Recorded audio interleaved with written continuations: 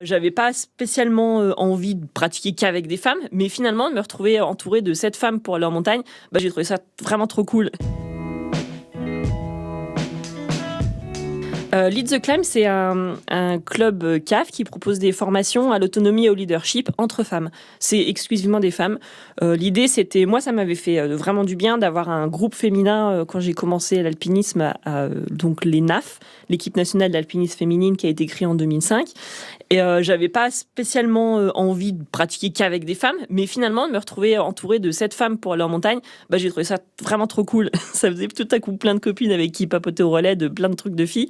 Et je trouvais ça plus facile. Et ouais, on avait moins de complexes, on n'était pas en compétition, on n'avait pas besoin de prouver qu'on était capable de ça ou ça, on s'en fichait, on était juste contente d'être ensemble en montagne. Et du coup, 10 ans plus tard, je suis guide et j'ai toutes les compétences et je peux enseigner ce que je veux. Je connais, c'est un peu prétentieux peut-être, mais je connais tout ce qu'il y a à savoir, en tout cas sur ce qui se fait dans l'alpinisme.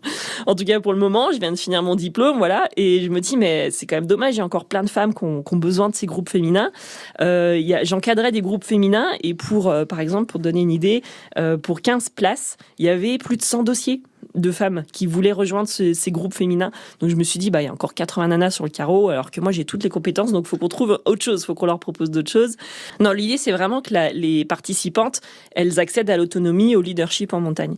Parce qu'on voit qu'il y a beaucoup de femmes en montagne, il y a 40% d'adhérentes dans les fédérations de montagne, FFME et FFCAM, mais elles sont très peu à prendre le leadership.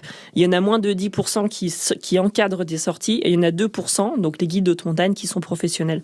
Donc on voit bien que les femmes sont en montagne, mais en seconde. Donc du coup, pour les encourager à prendre le leadership, il y a Lead the Climb. Voilà, c'est des stages avec des femmes guides, parce que le modèle, on en parlait un petit peu tout à l'heure, là, petite fille, le modèle, il est important. Le modèle, il brise des barrières mentales. Le modèle, il permet d'aller un petit peu plus loin que la génération d'avant.